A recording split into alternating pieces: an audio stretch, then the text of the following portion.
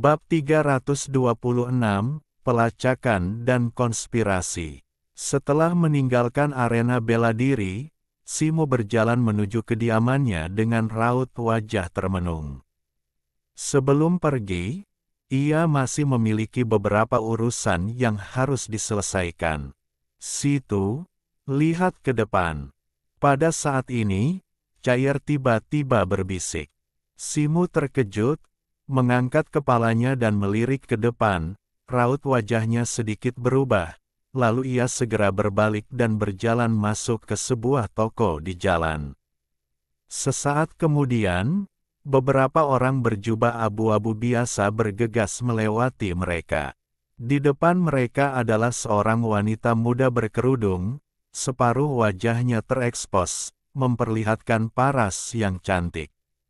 Setelah beberapa orang itu pergi, Simo keluar dari toko dan melihat ke belakang mereka, matanya berkedip-kedip. Meskipun hanya sekilas, ia dapat melihat mereka dengan jelas.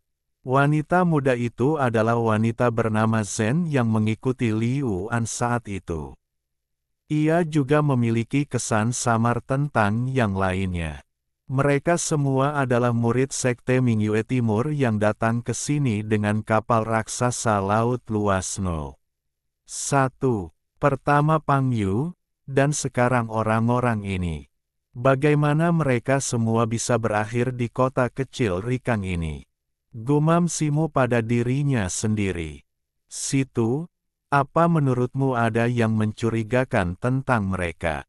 Tanya Cair. Simo mengangguk pelan. Kalau begitu, kenapa kita tidak ikuti saja mereka dan lihat sendiri? Aku akan memimpin jalan, dan kau ikuti di belakang. Cair tampak sedikit bersemangat, melebarkan sayapnya dan terbang. Hati-hati, orang-orang itu seharusnya melihatmu. Kata Simo cepat. Jangan khawatir, aku akan jauh di belakang. Mereka tidak akan bisa melihatku. Kata Cair percaya diri, melayang ke udara. Simo memperhatikan Cair melayang ke udara, dan dengan pikiran, ia mengaktifkan fitur berbagi penglihatan dan mengikutinya. Penglihatan Cair telah meningkat pesat selama kurang lebih setahun terakhir. Di beberapa jalan, ia masih jauh di belakang orang-orang itu. Setengah jam kemudian, wanita Zhen dan rombongannya tiba di sebuah halaman terpencil di luar kota dan langsung masuk. Simo dan Cair berdiri di sebuah ruangan di puncak Menara Bobrok 2 jalan dari sana, memandang keluar jendela ke halaman. Orang-orang ini bertindak sangat sembunyi-sembunyi, mereka benar-benar punya agenda, kata Cair, matanya berkilat gembira. Namun, Simo tidak terlalu bersemangat. Pikirannya berpacu saat ia merenungkan motif orang-orang Sekte Timur Mingyue. Pada saat itu, ekspresinya sedikit berubah lagi. Sosok berjubah abu-abu lain muncul di pandangannya, sepenuhnya terbalut jubah abu-abu, wajahnya tak terlihat. Ia mendekati halaman. Sosok itu, yang tampaknya selalu waspada terhadap lingkungan sekitar, dengan cepat tiba di gerbang dan mengetuk. Gerbang itu dengan cepat membuka sedikit, dan sosok itu masuk, segera menutup di belakangnya. Pupil mata Simo mengecil. Saat sosok itu masuk, ia melihat sekilas wajah Pang Yu di balik topinya. Itu pemimpin altar cabang, bisik Cair. Simo mengangguk, matanya berbinar. Orang-orang ini, yang datang silih berganti, bertindak begitu sembunyi-sembunyi, pasti sedang merencanakan sesuatu. Situ, apa kau ingin menguping rencana mereka? Mata Cair berbinar, ingin mencoba. Aku tidak menyangka kau tertarik menguping privasi orang lain. Simo menatap Cair tanpa berkata-kata. Hehe, jarang sekali aku punya mata setajam itu. Sayang sekali kalau tidak menggunakannya, kata Cair. Simo terkekeh. Ia juga cukup tertarik dengan rencana Ming Yue Dongjiao. Ia dan Cair menuruni menara dan menyelinap menuju halaman. Tak lama kemudian, ia sampai di dekat halaman dan meminta Cair untuk tetap di tempat tinggi di dekatnya. Ia hendak menyelinap masuk. Melalui penglihatan Cair, ia melihat seseorang berjalan keluar dari ruang dalam halaman. Itu Pang Yu, berjalan menuju gerbang. Simu sedikit terkejut dan buru-buru menyembunyikan tubuhnya. Pang Yu keluar dari gerbang, melihat sekeliling beberapa kali, lalu berbalik dan pergi. Tak lama kemudian, gerbang terbuka lagi, dan wanita bermarga Zen beserta rombongannya juga keluar. Namun, mereka telah berganti pakaian, tak lagi menyembunyikan wajah, dan berjalan ke arah lain. Pikiran Simu berkecamuk, dan ia langsung mengambil keputusan. Ia mengikuti wanita bermarga Zen dan yang lainnya. Wanita Zen dan rombongannya tiba di jalan yang ramai, tampak berkeliaran tanpa tujuan, ke sana kemari. Simu mengikuti mereka selama 2 atau 3 jam. Saat hari mulai gelap, wanita Zen dan rombongannya akhirnya tiba di sebuah restoran besar dan diantar ke atas oleh seorang pelayan. Mata Simu berkedip, dan ia menyuruh Cair tetap di luar sementara ia perlahan masuk ke restoran sendirian. "Tuan, silakan masuk. Mau makan apa?" sapa pelayan lain. "Antar saya ke ruang pribadi, terlalu berisik di sini," kata Simu tenang, sambil melirik lobi di lantai 1. Ia melemparkan sebuah batangan perak kepada pelayan itu. "Baiklah, silakan naik ke atas." Pelayan itu tampak gembira dan dengan antusias mengantar Simu ke atas. Sekelompok orang baru saja masuk, dipimpin oleh seorang wanita cantik. "Mereka di kamar yang mana?" tanya Simu, menjelaskan secara singkat pakaian wanita Zen itu. Pelayan itu terkejut dan melirik Simu. Simu menjentikkan jarinya, dan sebuah batu roh atribut api memancarkan cahaya merah sebelum mendarat di tangan pelayan itu. Meskipun pelayan itu seorang barbar biasa, karena ia bekerja di kota Rikang, ia tentu tahu nilai batu roh. Raut wajah gembira terpancar di wajahnya, dan ia segera menyimpan batu roh itu. "Ada di kamar Kun di lantai 3, bisik pelayan itu. "Bawa aku ke kamar terdekat," kata Simu. Pelayan itu mengangguk cepat dan menuju ke lantai 3. Setelah berjalan menyusuri koridor, ia tiba di sebuah ruangan pribadi yang tenang. "Silakan masuk, tamu terhormat," kata pelayan itu, matanya memberi isyarat ke arah ruangan pribadi di sebelahnya. "Kirimkan anggur dan makanan istimewa," kata Simu, mengerti. Pelayan itu setuju dan pergi. Simu masuk ke ruang pribadi, menutup pintu, dan mendengarkan dengan saksama. Setelah mendengarkan sejenak, alisnya berkerut. Tidak ada suara yang datang dari ruang sebelah. Cahaya keemasan melintas di mata Simu, dan pupil matanya berubah keemasan saat ia melihat ke arah ruang sebelah. Mereka benar-benar memasang penghalang. Lapisan cahaya putih samar-samar terlihat di ruang sebelah, menutupi seluruh ruangan. Simu tersenyum kecut. Pihak lain telah memasang penghalang dengan sangat hati-hati. Ia tidak mahir dalam seni formasi, dan ia akan ketahuan jika ia gegabah menjelajahinya. Meskipun panca inderanya luar biasa, panca inderanya belum mencapai tingkat kemampuan untuk menembus penghalang. "Situ, bagaimana? Apa kau menemukan sesuatu?" Tepat ketika ia kebingungan, suara telepati Cair terdengar di benaknya. Simu memberi tahu Cair tentang situasi di sini secara umum. "Cepat buka jendela dan biarkan aku masuk. Aku punya cara." desak Cair. Simo terkejut mendengarnya, tetapi ia tetap membuka jendela kamar pribadi itu seperti yang diperintahkan. Jendela itu menghadap ke jalan di luar. Cair terbang, melewati jendela, dan mendarat di atas meja. Tepat saat ia hendak berbicara, Simo mengangkat tangannya untuk menghalangi pandangannya dan menghindar ke pintu.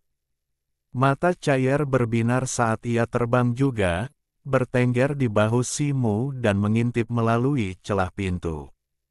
Langkah kaki mendekati lorong dan berhenti di pintu kamar sebelah.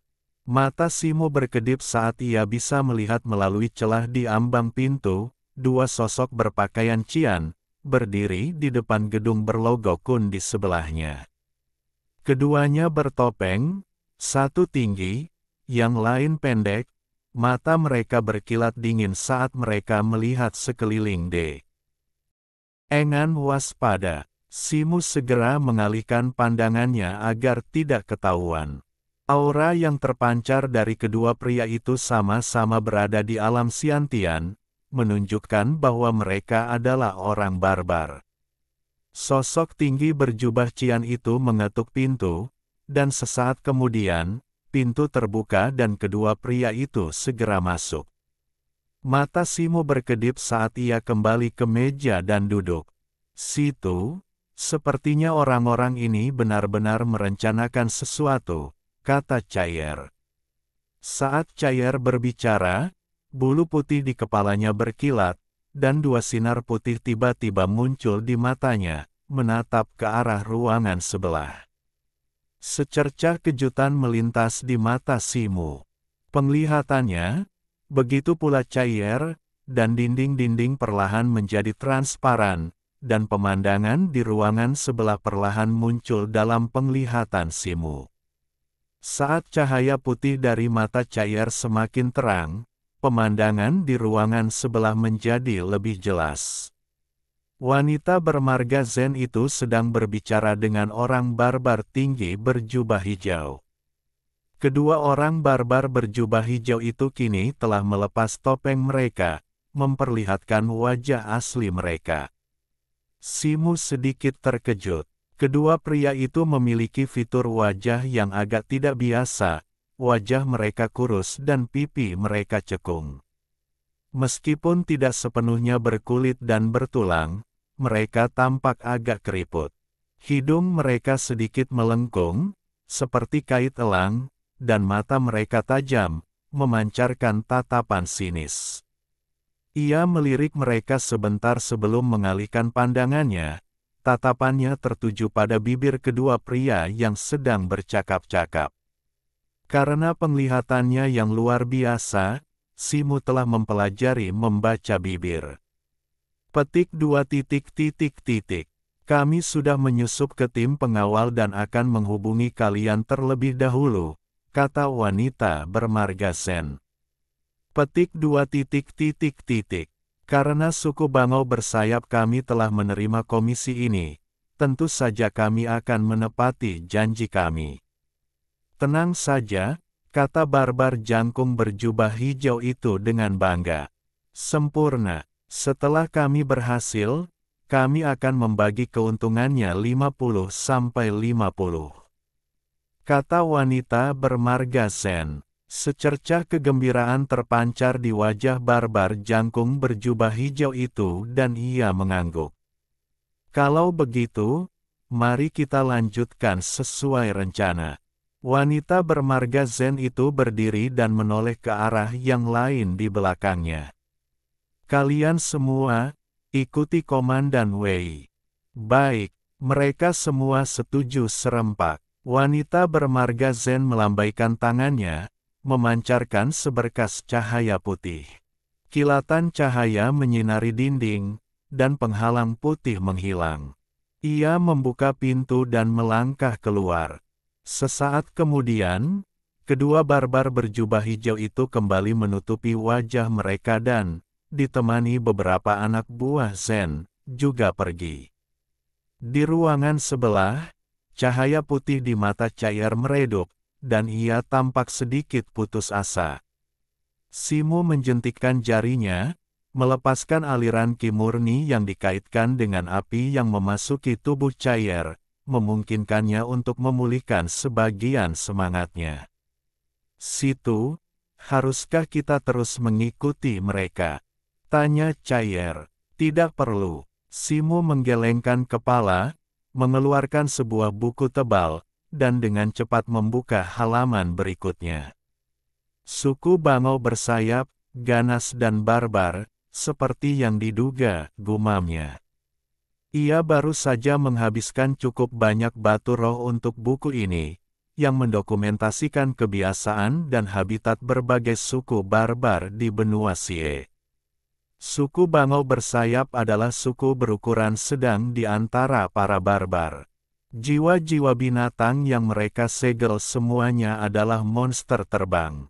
Setelah totem mereka bertransformasi, kebanyakan dari mereka mampu menumbuhkan sayap dan terbang, menjadikan mereka cukup unik di antara para barbar. Namun, karakteristik utama suku bangau bersayap lainnya adalah keganasan dan keserakahan mereka yang ekstrim. Memanfaatkan keunggulan terbang mereka, mereka sering melakukan penjarahan, yang membuat mereka mendapatkan reputasi buruk dan dijauhi oleh semua suku barbar utama. Bab 327 Mobil Awan Mengambang. Secercah perenungan melintas di mata Simo. Kemunculan tiba-tiba wanita bermarga Zen, pertemuan rahasia dengan Pang Yu, keterlibatan suku bangau bersayap, dan isi percakapan mereka baru-baru ini, semua hal ini berpadu membentuk garis besar konspirasi. Chaier mengintip dengan rasa ingin tahu, dan ketika melihat karakter-karakter kecil yang padat di halaman-halaman buku di tangan Simo, ia mengerang. Hei, situ, jangan diam saja dan mencari tahu sendiri. Aku masih bingung, seru Chaier frustrasi. Simo segera menyimpan buku itu dan menguraikan dugaannya kepada Chaier. Orang-orang dari Sekte Timur Bulan Gelap ini sangat berani. Seru Chaier takjub. Ini serius. Mereka menyerang kamar dagang Tianwu dan Barbarian secara bersamaan. Aku yakin Liuan terlibat, kata Simo. Kilatan aneh melintas di matanya. Ia baru saja memutuskan untuk mengikuti mereka secara impulsif, tetapi ia tidak menyangka akan mengungkap informasi sepenting itu. Karena misi pengawalan ini penuh dengan arus bawah, haruskah kita tetap pergi bersama mereka? Tanya Chaier. Tidak masalah. Apapun rencana kultus Bulan Gelap Timur, itu tidak ada hubungannya dengan kita. Mari kita gunakan kekuatan kamar dagang Tianwu untuk meninggalkan kota Rikang, lalu cari kesempatan untuk diam-diam meninggalkan kelompok ini, kata Simo. Ide bagus. Chaier mengangguk. Simo melirik mata Chaier. Meskipun ia sudah lama tahu bahwa penglihatan Chaier dapat menembus benda, ia tidak pernah menyangka Chaier mampu menembus dinding setebal itu. Dinding bukan apa-apa. Begitu aku mencapai alam 3 bulu, penglihatanku akan jauh lebih baik.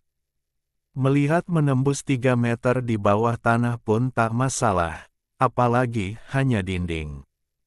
Kata Chaier bangga. Simo sedikit terkejut, tetapi semakin kuat kemampuan Chaier, semakin baik pula baginya, jadi wajar saja jika ia senang melihatnya terjadi. Ngomong-ngomong, menggunakan kemampuan ini cukup melelahkan. Kau harus memulihkan kekuatanmu dulu. Ia mengeluarkan batu roh atribut air dan menyerahkannya kepada Chaier. Chaier akhir-akhir ini sering mengonsumsi batu roh atribut air. Chaier meregangkan lehernya, memasukkan batu roh itu ke dalam mulutnya, dan menelannya. Titik. Setengah jam kemudian, Simo meninggalkan restoran dan kembali ke kediamannya. Tunggu sebentar, ada orang di dalam. kata Cair tiba-tiba ketika ia berjalan ke suatu tempat tak jauh dari halaman depan. Wajah Simu berubah, dan Cair mengepakkan sayapnya dan terbang ke udara.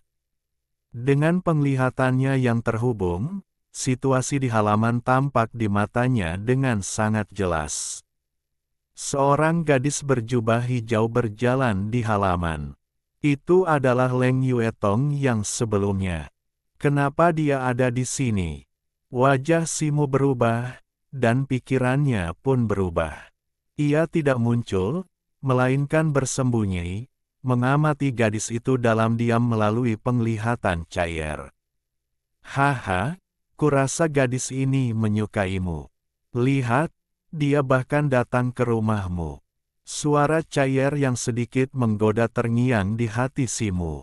Diam, amati baik-baik, dan hati-hati jangan sampai ketahuan. Kata Simu. Leng Yuetong terlihat mondar-mandir di berbagai ruangan, seolah mencari sesuatu. Ia sempat berlama-lama di reruntuhan rumah batu tempat Simu sebelumnya mengalahkannya saat uji coba kekuatan, tetapi menghabiskan sebagian besar waktunya di rumah batu tempat Simu sebelumnya mengasingkan diri. Namun, Simu membiarkannya berbuat sesuka hatinya. Ia biasanya membawa semua barangnya, meninggalkan sedikit jejak di tempat tinggal sementara seperti itu.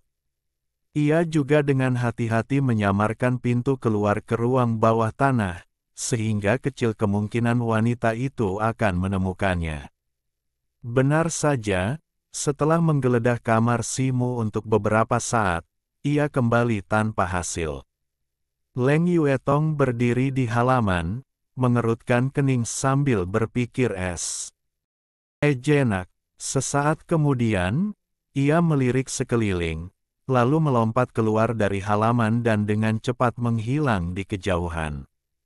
Simu kemudian muncul kembali, melihat ke arah kepergian Leng Yuetong, alisnya berkerut. Ia tak bisa menahan diri untuk mengingat beberapa trik sulap yang pernah digunakan wanita itu di arena sebelumnya, yang tampaknya merupakan metode sekte bulan gelap, dan raut wajah penuh pertimbangan muncul di wajahnya. 10 hari berlalu dalam sekejap mata. Simu keluar dari ruangan.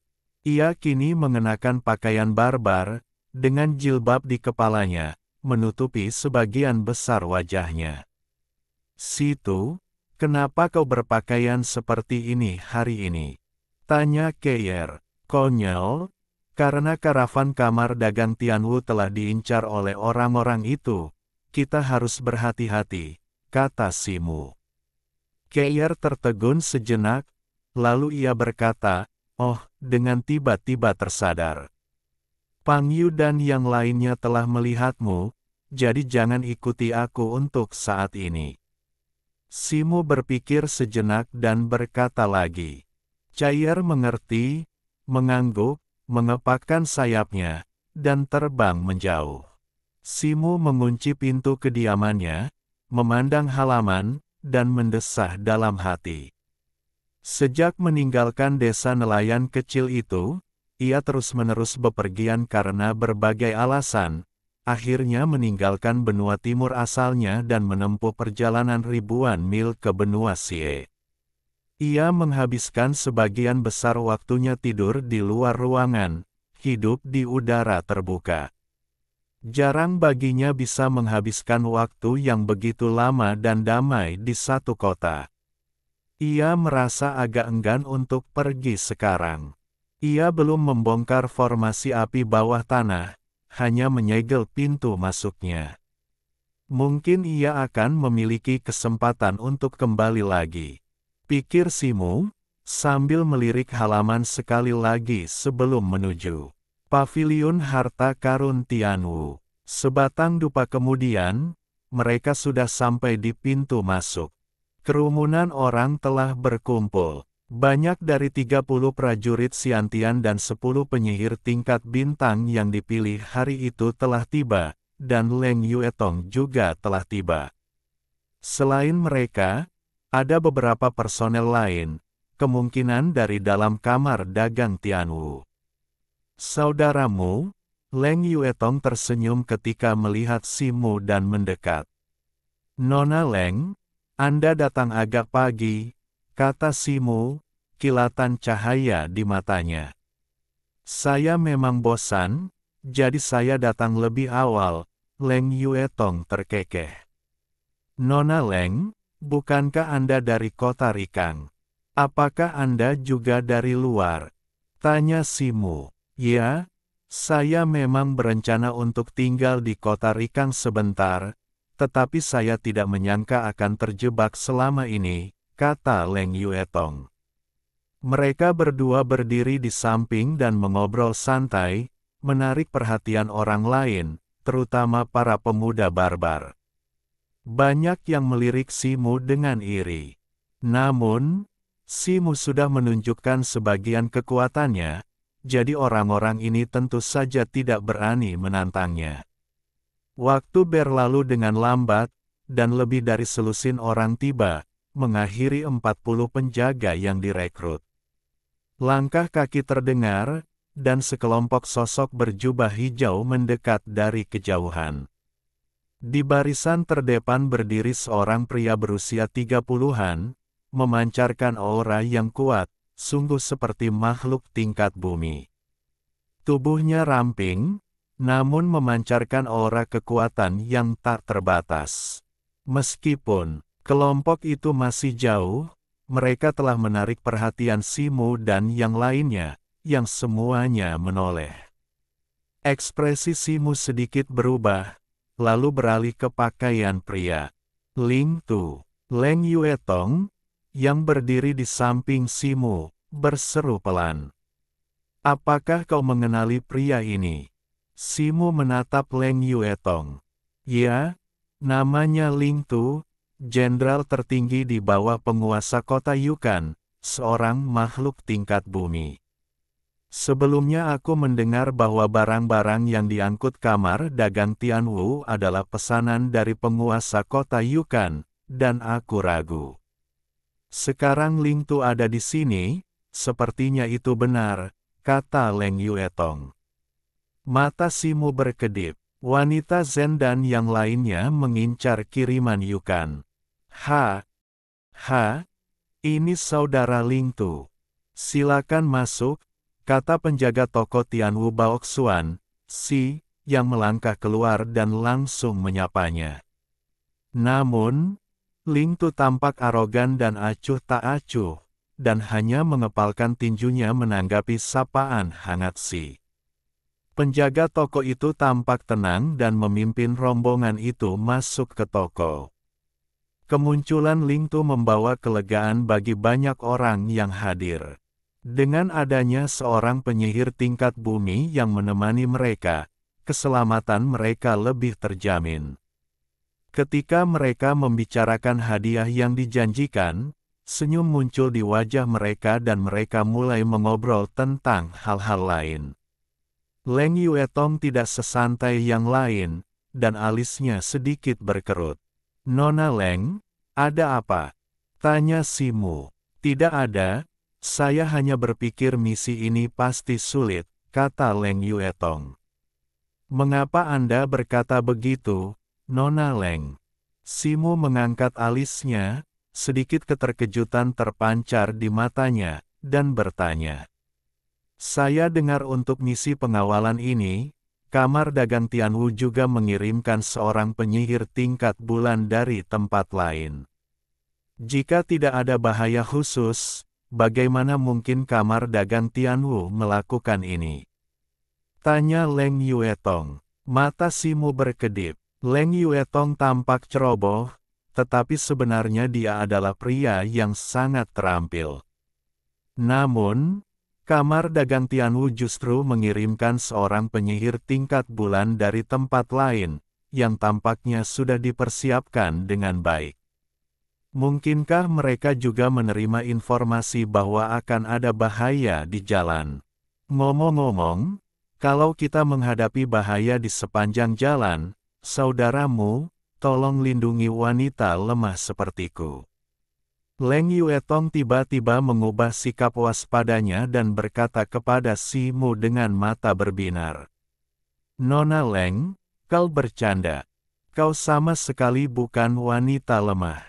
Aku bahkan mungkin butuh perlindunganmu, kata Si Mu dengan santai. Leng Yuetong sedikit cemberut dan memutar matanya ke arah Si Mu, memancarkan pesona unik yang langsung membuat jantung orang-orang yang diam-diam memperhatikannya berdebar kencang.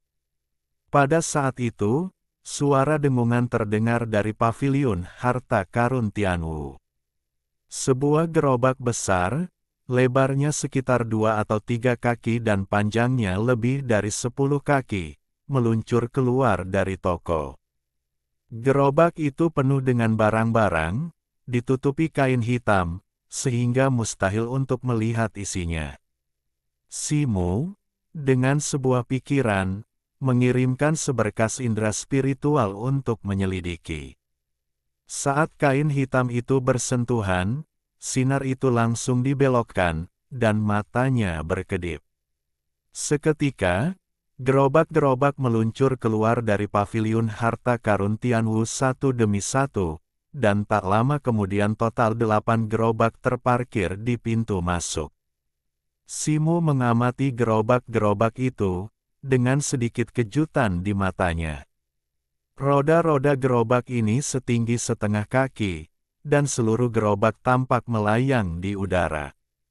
Banyak pola susunan terukir di roda dan badan gerobak. Saudaramu, apakah Anda belum pernah melihat gerobak awan yang mengapung seperti ini sebelumnya? Tanya Leng Yuetong. Tidak, saya dulu tinggal di sebuah suku dan belum pernah melihat banyak tempat di dunia. Saya harus bertanya kepada Nona Leng, bagaimana gerobak-gerobak ini melayang di udara. Mungkinkah susunan itu? Tanya Si Mu. Saudaramu, Anda memiliki mata yang tajam. Tebakan Anda benar. Susunan pada gerobak menyerap energi bumi, menciptakan daya apung yang memungkinkan gerobak melayang di udara. Dengan cara ini, bahkan jika tanahnya kasar atau bahkan jika Anda harus mendaki gunung dan melintasi punggung bukit, itu tidak akan memengaruhi laju gerobak, kata Leng Yuetong. Bab 328, Reuni di tempat berbeda. Begitu, kata Si Mu, mengangguk setelah beberapa saat, menyadari sesuatu. Kereta awan terapung ini sangat berharga, dan hanya kekuatan sekaya kamar dagang Tianwu yang dapat memproduksinya secara massal. Namun, metode ini jelas mempercepat perjalanan. Saya khawatir inilah salah satu alasan mengapa penguasa kota Yukon memilih kamar dagang Tianwu, ujar Leng Yuetong. Setelah konvoi itu, 2 kelompok lain muncul. Satu kelompok adalah pasukan penguasa kota, dipimpin oleh Ling Tu, sementara kelompok lainnya terdiri dari para pengawal kamar dagang Tianwu sendiri. Pemimpinnya adalah seorang wanita muda bertopeng berjubah putih, memegang tongkat giok. Sosoknya anggun, matanya berbinar-binar. Bahkan dengan topengnya, daya tariknya, bahkan yang halus sekalipun, terlihat jelas. Mata para pengawal berbinar saat melihatnya, dan mereka menarik napas pelan, suara gabungan mereka sungguh nyaring. Tatapan Ling Tu sesekali jatuh pada gadis berjubah putih itu, seperti kilatan api yang samar. Alis gadis berjubah putih itu sedikit berkerut, kilatan rasa tidak suka terpancar di matanya. Sepertinya wanita ini penyihir tingkat bulan, kata Leng Yuetong sambil mengamati gadis berjubah putih itu. Setelah menunggu sejenak dan tidak melihat respons, Leng Yuetong menoleh ke arah Si Mu. Si Mu tampak sedikit linglung saat itu, menatap kosong ke arah gadis berjubah putih itu seperti orang lain. Leng Yuetong memperhatikan ekspresi Si Mu, alisnya berkerut, dan sedikit amarah terpancar di matanya. Simo menarik napas dalam-dalam, dan ekspresinya kembali tenang, tetapi matanya masih sedikit bersemangat. Meskipun gadis berjubah putih itu bertopeng, ia langsung mengenalinya dengan penglihatannya. Wanita ini tak lain adalah Zhong Xiu, wanita yang selama ini ia cari-cari. Mata Simo sedikit berbinar, dan berbagai pikiran berkelebat di benaknya. Ia tiba-tiba mundur beberapa langkah dan berdiri di belakang kerumunan. Leng Yuetong tampak agak aneh melihat tindakan Simo, tetapi gadis itu tidak bertanya apa-apa. Ia berbalik dan mengamati gadis berjubah putih itu dari atas ke bawah, seolah membandingkannya dengan dirinya sendiri. Simo memperhatikan Zhong Xiu dari jauh, pikirannya berkelana. Ia tak pernah menyangka akan bertemu dengannya di negeri asing Xie. Setelah sedikit tenang, ia tak bisa berhenti memikirkan alasan kedatangannya ke Xie. Sepertinya ia telah bergabung dengan kamar dagang Tianwu. Alisnya berkerut, secercah keraguan muncul di benaknya. Jika Zhong Xiu telah bergabung dengan kamar dagang Tianwu, mengapa informasinya disegel oleh organisasi tersebut? Terlebih lagi, ia adalah praktisi ganda seni bela diri dan sihirnya telah mencapai tahap bulan, jauh lebih tinggi daripada dirinya. Mungkinkah ia mengalami pertemuan yang tak disengaja? Simo menggelengkan kepalanya. Semua itu tak penting, yang penting adalah ia akhirnya menemukan Zhong Xiu. Namun, ia belum ingin menghadapinya sekarang. Pertama, dia tidak ingin mengungkapkan apapun di kota Rikang, dan kedua, itu karena apa yang telah dia kumpulkan sebelumnya. Meskipun hubungan Zhong Xiu dengan kamar dagang Tianwu masih belum diketahui, fakta bahwa misi pengawalan ini telah diatur oleh anggota Sekte Timur Bulan Gelap yang bersekutu dengan suku Savage berarti misi-misi selanjutnya akan penuh bahaya. Karena Zhong Xiu terlibat, dia tidak bisa tinggal diam. Di belakang kedua kelompok itu, lelaki tua bermarga Wu juga muncul. Tetua Zhong, perjalanan ini panjang. Aku akan meninggalkan kalian. Semua di sepanjang jalan, katanya kepada Zhong Xiu. Jangan khawatir, Tetua Wu dan Nona Zhong. Aku, Ling, akan mengurus semuanya. Sebelum Zhong Xiu sempat berkata apa-apa, Ling Tu sudah maju beberapa langkah, memukul dadanya dengan satu tangan, dan berteriak. Ekspresi arogannya Eng sebelumnya telah memudar, dan dia kini menatap Zhong Xiu dengan senyum lebar, meskipun terasa dipaksakan. Haha, ditemani Jenderal Ling tentu saja yang terbaik, kata lelaki tua bermarga Wu itu, terkejut. Ia menatap Ling Tu dalam-dalam, senyum tipis tersungging di bibirnya. Di balik kerumunan, Simo mengerutkan kening. Tatapan Ling Tu pada Zhong Xiu membuatnya merasa agak tidak nyaman. Ia menarik napas dalam-dalam, menenangkan diri, lalu mengalihkan pandangannya, tanpa melihat lebih jauh. Makhluk tingkat bumi memiliki persepsi yang tajam, dan permusuhan mereka akan mudah terdeteksi. Ia tidak ingin mengungkapkan identitasnya dulu. Terima kasih, Jenderal Ling, kata Zhong Xiu acuh tak acuh, raut wajahnya dingin. Nona Zhong, sama-sama.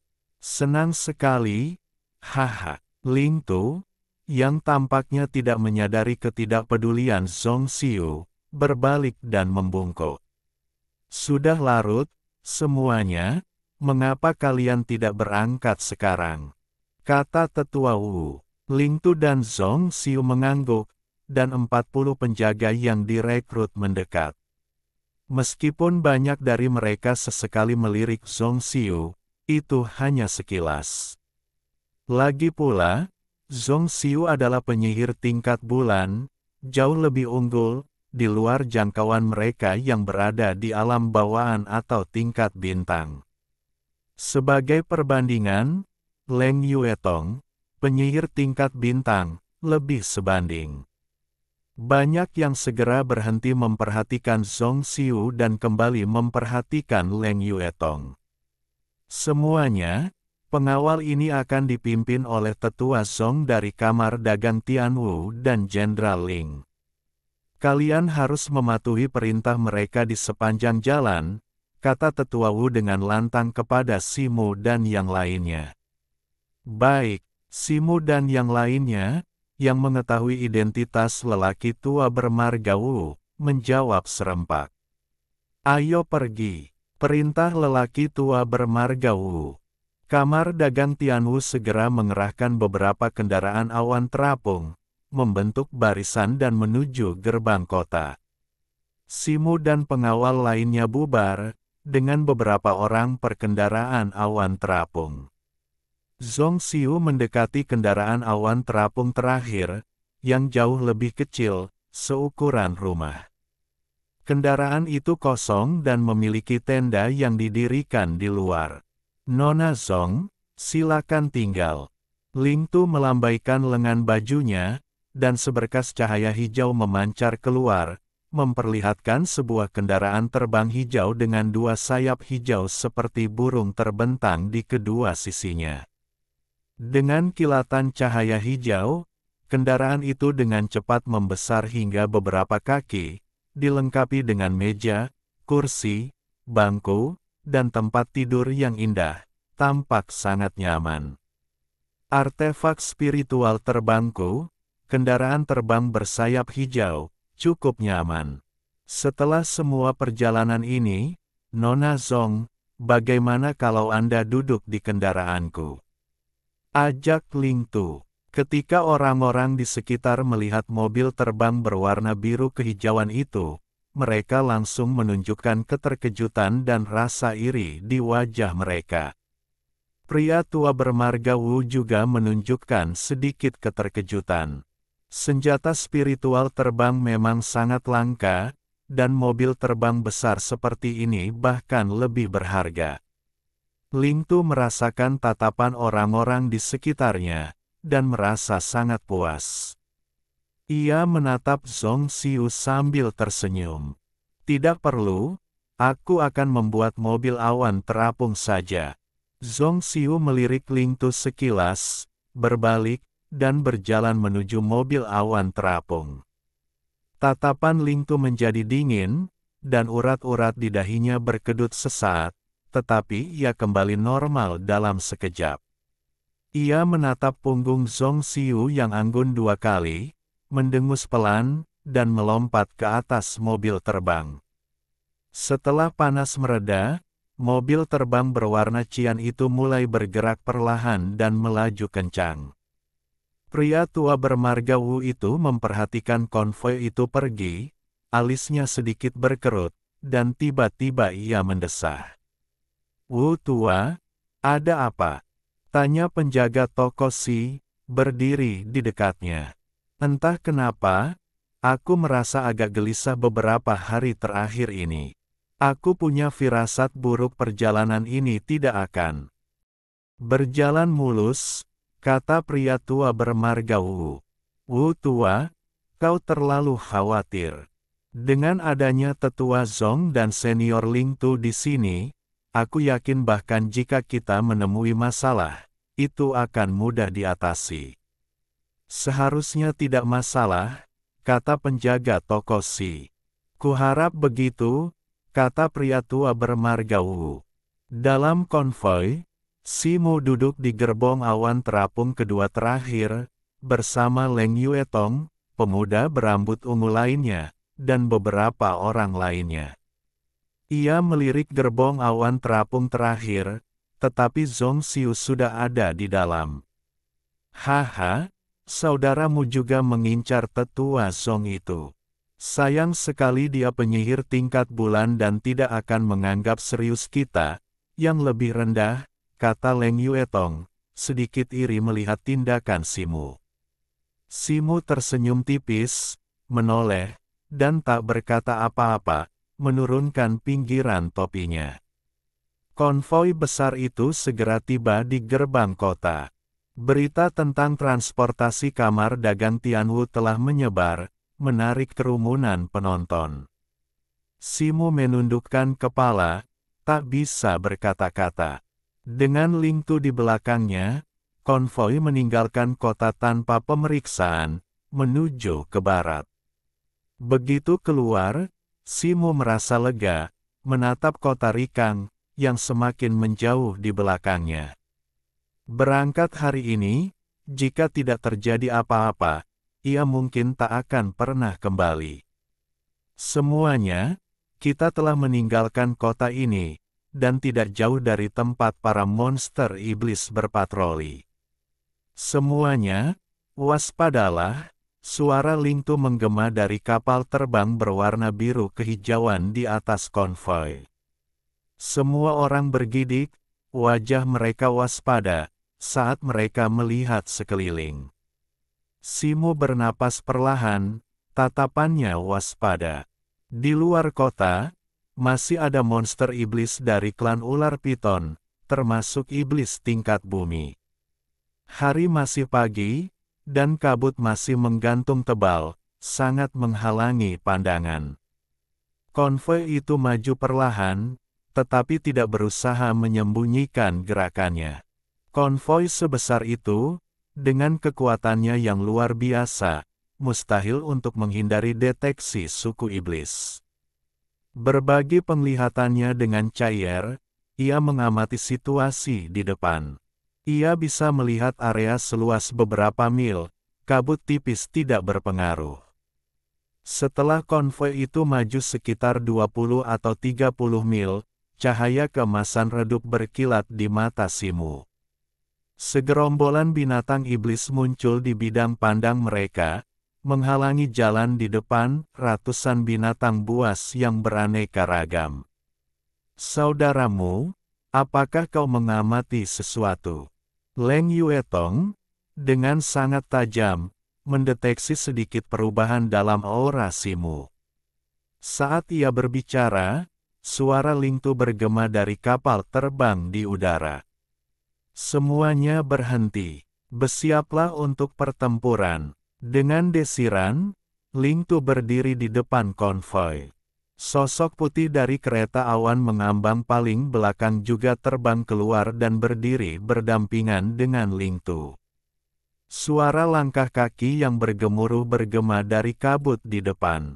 Beberapa saat kemudian, monster-monster iblis raksasa yang tak terhitung jumlahnya muncul dari kabut, berdesakan rapat, mungkin berjumlah ratusan. Leng Yuetong menatap Simo dengan heran. Pemuda berambut ungu di mobil yang sama juga menatap Simo dengan heran. Di tengah ratusan monster di depan, seorang pria besar berjubah ungu hitam terbang keluar. Ada pola segitiga ungu di antara alisnya, dan aura yang dipancarkannya adalah aura makhluk tingkat bumi. Bab 329 menyelesaikan krisis. Setan mana yang berani menghentikan konvoiku?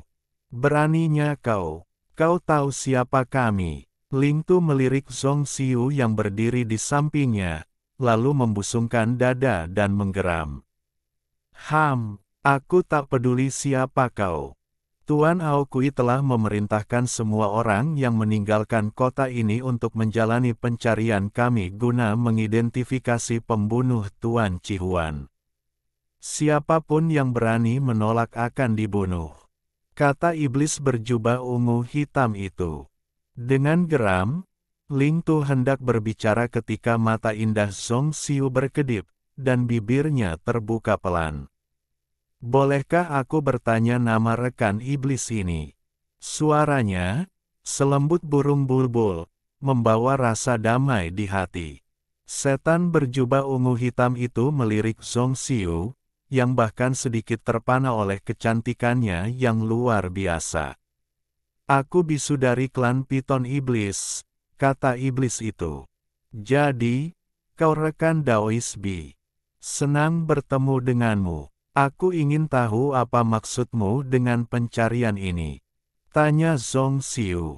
Melihat wajah cantik Zhong Xiu dan tutur katanya yang sopan, raut wajah Bisu sedikit melunak. Setelah ragu sejenak, ia mengeluarkan artefak spiritual berbentuk bulan sabit ungu seukuran kepalan tangan dan melambaikannya dengan lembut. Cahaya ungu cemerlang memancar dari artefak berbentuk bulan sabit itu, melepaskan aliran kabut ungu yang mengembun menjadi sebuah pintu ungu di sampingnya, berdiri di tanah. Ini adalah artefak sensorik rahasia dari klan iblisku. Cukup lewati pintu ini, dan ia akan dapat merasakan roh klan ular piton iblisku. Jika tidak ada di antara kalian yang merupakan pembunuh Tuan Cihuan, kami tentu akan membiarkan kalian lewat dengan aman, kata Bisu. Semua orang terkejut dengan pernyataan ini. Zhong Xiu mengerutkan kening. Artefak spiritual berbentuk bulan sabit ungu itu, meskipun disebut artefak sensorik, masih belum jelas apa fungsinya, dan apakah akan menimbulkan konsekuensi buruk.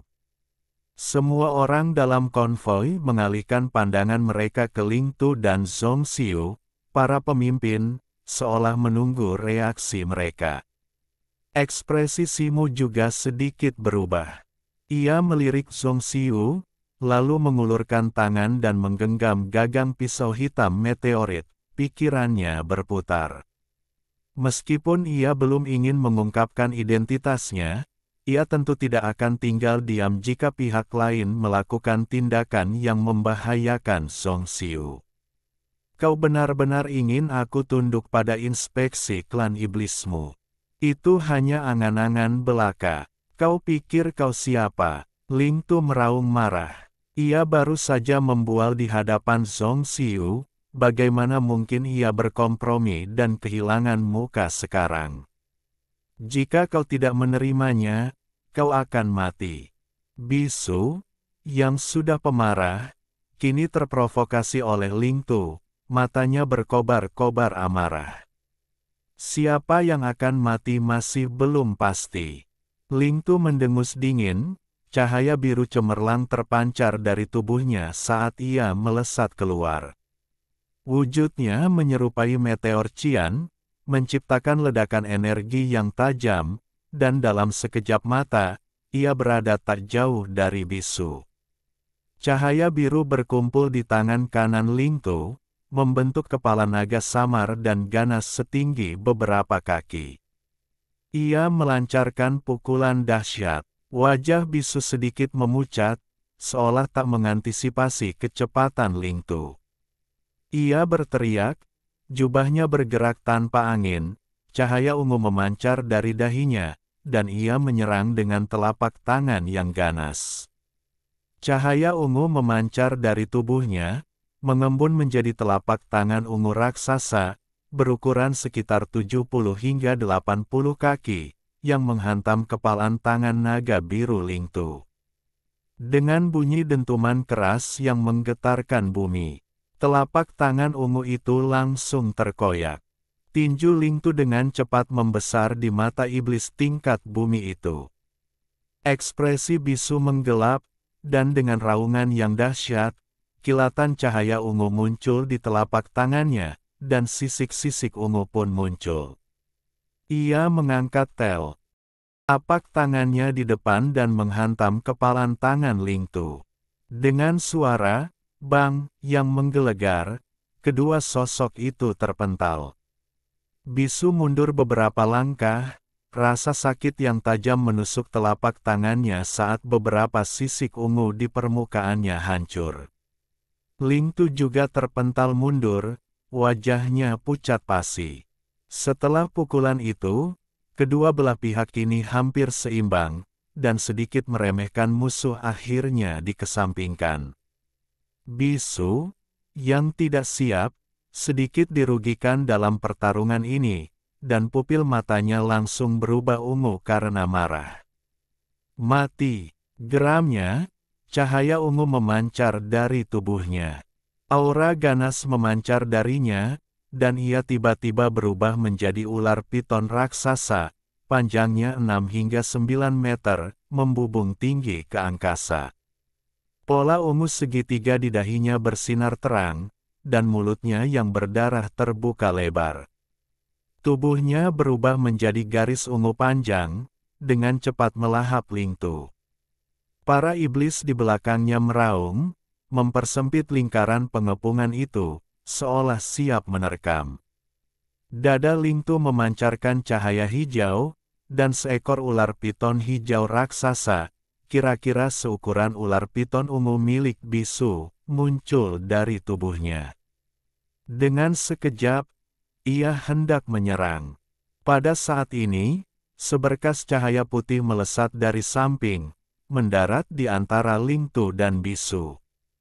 Dalam sekejap, cahaya itu mengembun menjadi perisai cahaya putih melingkar berdiameter beberapa kaki. Perisai itu berkilauan seperti permukaan air. Ular piton ungu raksasa yang ditransformasi bisu terbang di depan perisai cahaya, kecepatannya tak berkurang.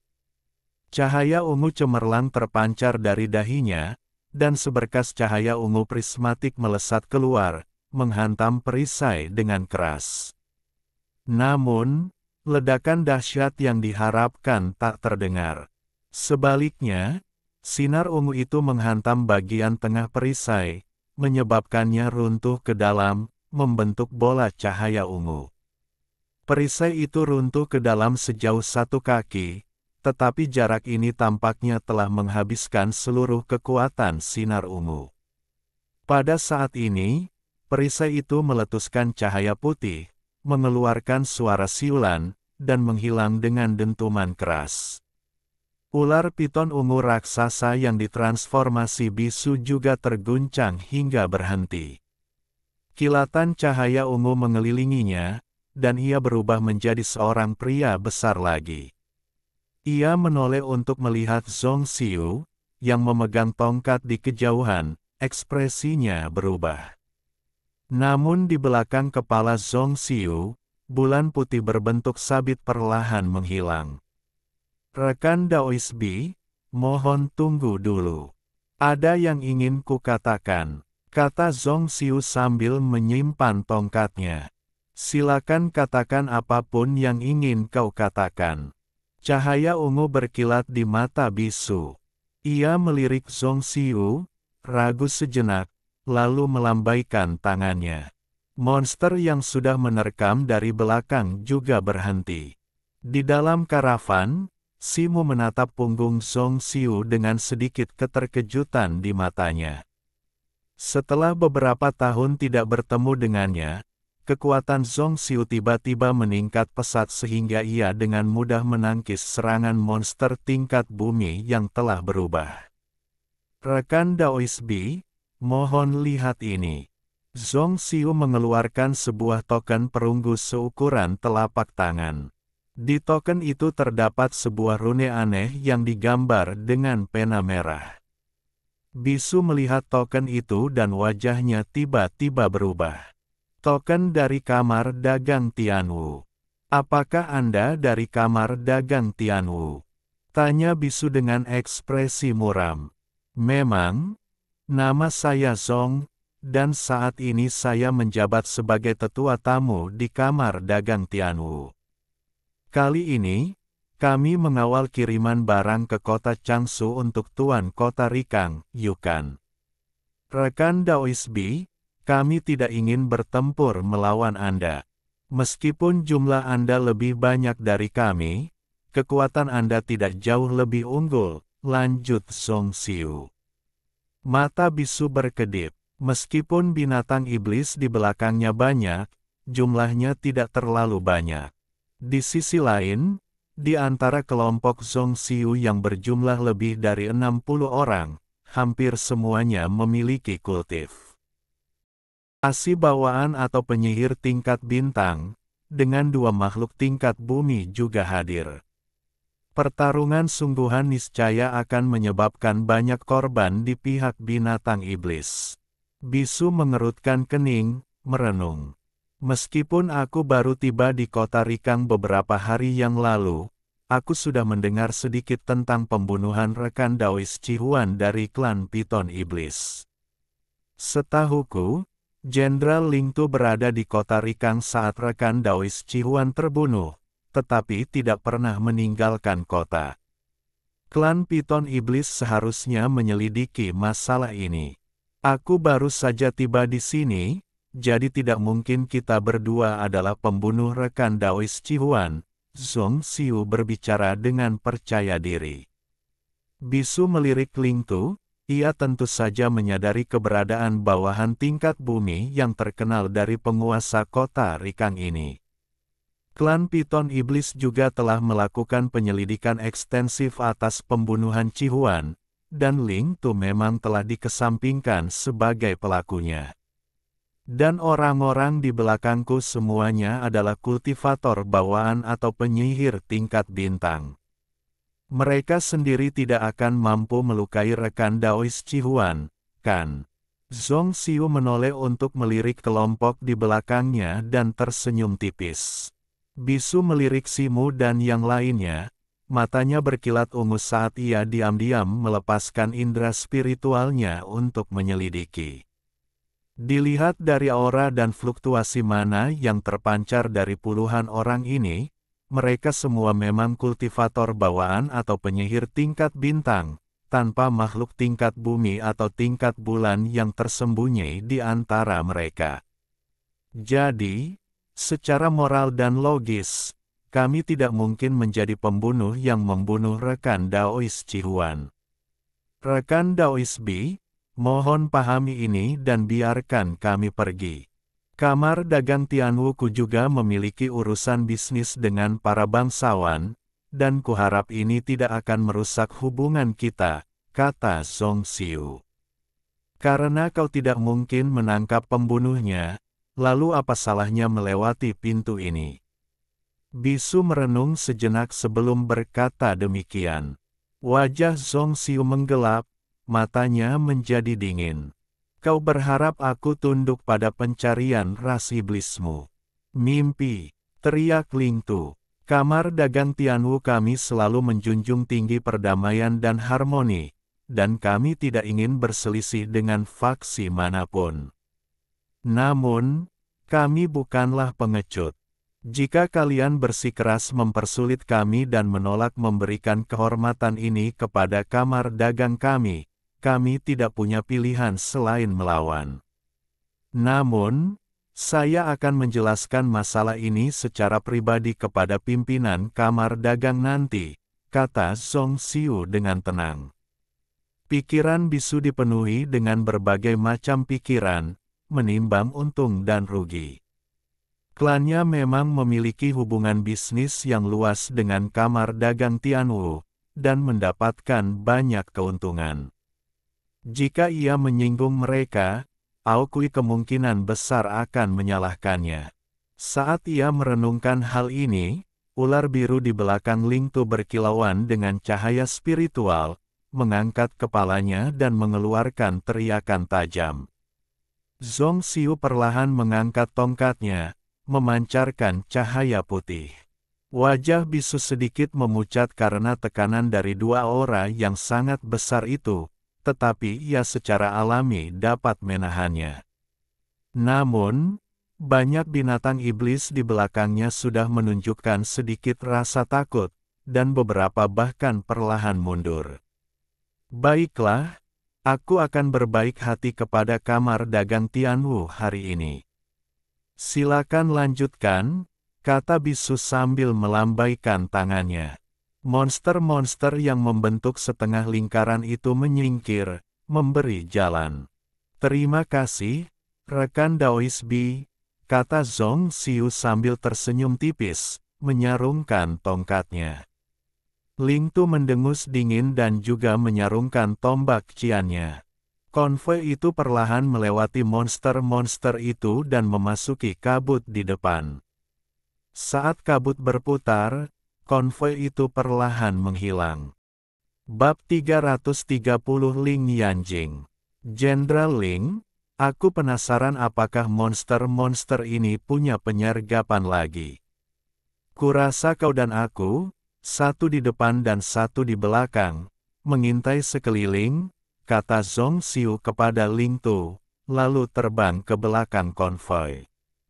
Ling Tu tampak acuh tak acuh, tetapi ia juga mengaktifkan mobil terbang bersayap hijaunya di depan konvoi, menyebarkan kesadaran spiritualnya ke segala arah. Konvoi terus maju, menempuh jarak 20 atau 30 mil. Matahari sudah tinggi di langit, sinar matahari langsungnya perlahan-lahan membubarkan kabut di sekitarnya, membuka bidang pandang yang lebih luas. Kini sepenuhnya berada di luar batas kota Rikang, tim akhirnya rileks. Simo menghela napas lega, tubuhnya yang tegang perlahan mengendur. Saudaramu, kau tampak sedikit gugup, kata Leng Yuetong, mata indahnya berbinar saat menatap Simo. Jika terjadi sesuatu yang salah, kita akan berada dalam pertarungan hidup atau mati dengan monster-monster itu. Wajar saja, aku gugup, kata Simo santai. Oh, benarkah begitu? Leng Yuetong jelas tidak yakin. Tentu saja, apalagi. Simo terkekeh. Sudahlah, jangan bahas itu dulu. Ngomong-ngomong, saudaramu ternyata menemukan iblis-iblis itu sebelum Ling Tu. Aku sungguh terkejut. Leng Yuetong menatap Simo dengan binar di matanya. Hehe, aku memang terlahir dengan penglihatan yang luar biasa, mampu melihat menembus kabut, jadi aku menemukan beberapa petunjuk lebih awal, kata Simo. Kau benar-benar tidak bisa diandalkan dengan setengah kebenaranmu. Leng Yuetong mendengus. Simo terkekeh, tanpa komitmen. Tapi itulah yang kusuka darimu, tambah Leng Yuetong, bibirnya sedikit melengkung. Simo memalingkan muka, tak bisa berkata-kata, dan duduk bersila bermeditasi. Cahaya keemasan matahari terbenam menghiasi langit. Saat ini, Zhong Xiu dan kelompoknya berada ribuan mil jauhnya dari kota Rikang. Selama 2 minggu terakhir, pemandangan di sepanjang jalan terus berubah, dan cakrawala perlahan melebar. Menurut rute awal, akan memakan waktu lebih dari sebulan untuk mencapai kota Changsu. Meskipun gerombolan binatang iblis sesekali muncul di sepanjang jalan, mengincar barang-barang karavan, kekuatan mereka sebagian besar berada di sekitar level Xiantian. Bagi para prajurit Xiantian dan penyihir level bintang ini, selama tidak ada binatang iblis di atas level bumi yang muncul, mereka bukanlah ancaman yang berarti. Ling Tu dan Zhong Xiu bahkan tidak perlu campur tangan, karena mereka bergegas maju untuk membantai mereka semua. Ling Tu telah menyatakan bahwa siapapun yang membunuh binatang iblis itu akan memiliki materi darinya. Satu-satunya saat kelompok itu menghadapi serangan mendadak dari sekelompok Trenggiling, yang dipimpin oleh Trenggiling level bumi awal, memanfaatkan medan dan menyulitkan Ling Tu dan Zhong Xiu, tetapi mereka akhirnya berhasil mengusir mereka. Namun, selama pertempuran itu, 3 prajurit totem Xiantian secara tidak sengaja tertusuk tubuh mereka oleh Trenggiling yang sulit ditangkap, membunuh mereka seketika. Kejadian ini semakin menegangkan saraf semua orang, yang sebelumnya agak rileks. Kecuali saat menghadapi musuh, Zhong Xiu menghabiskan sebagian besar waktunya duduk bersila bermeditasi di kereta awan terapung terakhir, memberikan dukungan bagi seluruh karavan. Ling Tu, sendirian di depan rombongan, mengemudikan kereta terbang bersayap hijau. Melihat Zhong Xiu hampir tak tersentuh sepanjang perjalanan, seolah tak berinteraksi dengannya, sang pemimpin pengawal, ia pun cemas. Saat pertama kali bertemu Zhong Xiu, Ling Tu terpesona dan merasa bangga bisa bepergian bersamanya. Sepanjang perjalanan, ia terus berusaha mencari kesempatan untuk berbicara dengannya, tetapi ketidakpedulian Zhong Xiu membuat Ling Tu tak berdaya. Namun, Ling Tu bukanlah orang yang menerima nasibnya. Meskipun perjalanannya berjalan lancar selama beberapa hari terakhir, hatinya dipenuhi gejolak. Seberkas cahaya hijau perlahan terbang dari depan rombongan ke kereta awan terapung terakhir, lalu meredup, menampakkan sebuah mobil terbang hijau. Semua orang di rombongan menyadari niat Ling Tu, tetapi karena status dan kekuasaannya, kebanyakan dari mereka terkekeh dan tidak berkata apa-apa. Hanya Simu, di kereta awan terapung kedua terakhir, yang melihat ini dan sedikit mengernyit. Saudaramu, sepertinya Jenderal Ling akan melancarkan serangan rayuan lagi terhadap tetua Song, haha. Leng Yuetong melirik mobil terbang bersayap hijau di belakangnya dan tertawa. Simu mengabaikannya, seolah tak menyadari apapun. Nona Zong, ini lembah batu Song Tao yang terkenal di Xie Timur. Pepohonan hijau subur dan bebatuan tajam, sungguh pemandangan yang menakjubkan di bawah matahari terbenam. Semua orang telah melakukan perjalanan yang melelahkan beberapa hari terakhir ini, dan Nona Zong belum beristirahat dengan baik. Bagaimana kalau Anda beristirahat sejenak di sini sebelum melanjutkan perjalanan? Kata Ling Tu. Zhong Xiu menghargai kebaikan Jenderal Ling. Hari sudah mulai malam, dan kota berikutnya masih agak jauh. Sebaiknya kita bergegas, atau kita akan berkemah di alam liar lagi, kata Zhong Xiu dengan tenang. Masih ada waktu untuk beristirahat sejenak. Seperti kata pepatah, mengasah pisau tidak menunda menebang kayu. Lebih baik beristirahat dulu sebelum melanjutkan perjalanan. Ling Tu menasihati lagi. Zhong Xiu sedikit mengernyit, tetapi mengabaikannya. Ngomong-ngomong, Nona Zong, aku sudah melihat peta beberapa hari ini. Di luar kota Xiangyin, ada beberapa tempat di mana para monster iblis bercokol. Demi keselamatan karavan, aku punya ide yang ingin kubicarakan denganmu. Bisakah kau pindah ke kereta terbangku? Usul Ling Tu, agak canggung, mengalihkan pembicaraan. Kurasa itu tidak perlu. Aku sudah meneliti situasi di depan. Suku-suku monster iblis itu punya urusan bisnis dengan kamar dagang Tianwu kita, jadi tidak ada yang serius. Ayo kita tetap pada rute yang sudah kita rencanakan, kata Zhong Xiu dari kereta, tanpa mendongak.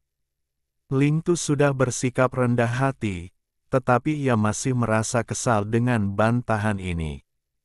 Ia cukup kesal, tetapi ia menahan amarahnya dan berkata sambil tersenyum. Nah, Nona Zong, saya lihat Anda sudah mengemudi selama berhari-hari, dan kereta fuyun Anda kecil dan usang. Mengapa Anda tidak beristirahat di kereta terbang saya? Kereta terbang saya, tidak perlu. Kafilah ini masih membutuhkan Jenderal Ling untuk membersihkan jalan. Silakan kembali, tolak Zhong Xiu sebelum Ling Tu sempat menyelesaikan ucapannya. Sebuah urat muncul di dahi Ling Tu, dan ia mengepalkan tinjunya, menarik napas dalam-dalam. Jenderal Ling, Anda tidak tahu bahwa adat istiadat manusia kami berbeda dengan adat istiadat barbar Anda. Jika Anda mengundang tetua Song ke kereta terbang Anda, bukankah itu menyiratkan keintiman antara pria dan wanita? Kata seorang wanita anggun berbaju hijau di samping Zhong Xiu. Xiao Wei benar, tetua Zhong tidak akan sembarangan naik ke kereta terbang siapapun, seorang gadis berwajah bayi berbaju biru menimpali. Kedua orang ini adalah asisten yang ditugaskan untuk Zhong Xiu oleh kamar dagang, dan dianggap sebagai rekan kepercayaannya. Ling Tu, meskipun kesal karena ditegur oleh kedua wanita ini, tertahan oleh status Zhong Xiu sebagai penyihir tingkat bulan dan posisinya di kamar dagang Tianwu. Namun, perjalanan itu panjang dan berliku, dan masih banyak waktu. Memikirkan hal ini, Ling Tu menyeringai lagi. Di atas kereta awan terapung di depan, semua orang terhibur oleh ekspresi Ling Tu yang terhina. Beberapa orang, yang diam-diam mengagumi Zhong Xiu, tak kuasa menahan tawa atas kemalangannya. Simu merasa lega ketika melihat krisis Zhong Xiu telah teratasi, tetapi suara cemburu Leng Yuetong terdengar dari samping. Saudaramu sangat peduli pada tetua Zhong, mengapa Anda tidak maju dan menemuinya? Mengapa Anda berkata begitu, Nona Leng? Tanya Simu balik. Kau tahu kita saling kenal atau tidak? Jangan khawatir, aku tidak akan membocorkannya, kata Leng Yuetong dengan nada bercanda. Simu mengabaikannya dan berdiri di sudut gerbong awan yang melayang, menatap ke depan, dengan desahan kecil di hatinya. Jika bukan karena dia, Zhong Xiu tidak akan melepaskan kesempatannya untuk menjadi abadi, dan tidak akan melakukan perjalanan ribuan mil dari dinasti Lusan di Dongzhou ke negara kuno Xixia. Entah kenapa, ia bergabung dengan kamar dagang Tianwu dan datang ke benua Xie ini, tempat para monster merajalela. Ia sangat menderita di sepanjang perjalanan. Bagaimanapun, sejak bertemu dengannya di sini, ia akan melakukan yang terbaik untuk melindunginya. Sepertinya akan ada pertempuran sengit di depan. Musuh ada di dalam kegelapan dan aku di dalam cahaya. Akan lebih mudah bagiku untuk menyelamatkannya jika aku bersembunyi di dalam kegelapan. Ada apa? Saudaramu, apakah kau sudah menemukan situasi musuh di depan lagi? Leng Yuetong melihat Simu mengabaikannya, mengikuti tatapan Simu, dan bertanya. Kota Xiangyin tidak jauh dari sini. Tidak ada musuh. Nona Leng, apakah Anda melihat musuh di mana-mana? Kata Simu. Bagus. Saya penasaran dengan penglihatan saudaramu yang luar biasa. Saya ingin tahu seni bela diri apa yang dia latih hingga mencapai kekuatan luar biasa seperti itu. Saya terpesona oleh berbagai macam seni bela diri yang aneh sejak kecil. Leng Yuetong melirik Simu dengan mata indahnya. Keahlian tuanmu hanyalah hal-hal remeh-temeh, tidak pantas dipamerkan di depan umum, kata Simu. Anda begitu rendah hati. Anda menyebut keterampilan luar biasa seperti itu remeh. Saya ingin tahu seberapa besar bakat dan visi yang Anda miliki. Hei, saudaramu, di mana burung beo peliharaan Anda? Sepertinya saya sudah lama tidak melihatnya. Leng Yuetong menyeringai lebar, lalu melihat sekeliling dengan rasa ingin tahu, seolah-olah ia telah menemukan sesuatu. Burung itu bersayap, bagaimana saya tahu kemana ia pergi? Kata Simu, lalu ia berhenti memperhatikan dan duduk bersila untuk mengatur napasnya. Leng Yuetong, yang merasa kesal, mengerucutkan bibirnya, lalu minggir tanpa berkata apa-apa lagi. Selama 10 hari berikutnya, rombongan itu berkelana di siang hari dan bersembunyi di malam hari, melewati beberapa kota kecil di sepanjang jalan tanpa mengalami kecelakaan lagi. Kereta kuda yang ditumpangi Simu bersama Leng Yuetong tentu saja memicu kecemburuan di antara beberapa pria barbar, membuatnya frustrasi. Untungnya, ia tetap bersikap rendah hati dan tidak mengungkapkan identitas aslinya. Suatu malam, lebih dari 10 hari kemudian, di sebuah hutan pegunungan. Daerah itu berada dalam jangkauan serigala, binatang nokturnal. Untuk menghindari masalah yang tidak perlu, rombongan itu tetap tinggal di sana pada malam hari, berkemah dan menugaskan 10 orang untuk berjaga setiap jam. Saat itu, Simo melihat Leng Yuetong diam-diam keluar dari kereta kuda awan yang melayang. Seperti hantu, ia berjalan ke hutan terdekat, tanpa disadari oleh para penjaga malam. Melihat ini, Simo segera menghubungi Chayer dan memintanya untuk mengikutinya. Lagi pula, ia selalu penasaran dengan identitas asli wanita ini. Berbagi penglihatan dengan Chayer, Simo mengamati wanita itu menyelinap hingga mencapai sebuah gua batu kecil jauh di dalam hutan. Ia mengeluarkan kristal giok putih dan membisikkan beberapa patah kata. Titik-titik cahaya putih memancar dari permukaan kristal. Saat cahaya berkumpul, ia mengembun menjadi sosok manusia di hadapannya. Saat melihat Leng Yuetong, sosok itu langsung berlutut dan berseru, "Saya menyapa Nona ketujuh." "Bangun, ada apa kau begitu ingin bertemu denganku?" tanya Leng Yuetong, suaranya berubah serius dari sikap acuh tak acuhnya Ye. Biasa, ketua sangat marah karena Nona ketujuh telah melarikan diri, dan ia memberiku beberapa tenggat waktu untuk menemukannya. Aku benar-benar terpojok. Dari saran ketua, Nona ketujuh tidak perlu datang sendiri untuk mencari kristal Lingyan. Bagaimana dengan Nona? Bagaimana dengan Nona? Kapan giliranmu untuk ikut campur dalam urusanku? Keluar dari sini. Aku tidak akan kembali sampai aku menemukannya. Setelah itu, Leng Yuetong melambaikan tangan rampingnya, dan cahaya putih itu menghilang, diam-diam kembali ke kereta awan terapung. Pemimpin, Ling Yanjing. Simo sedikit mengernyit dan bergumam dalam hati.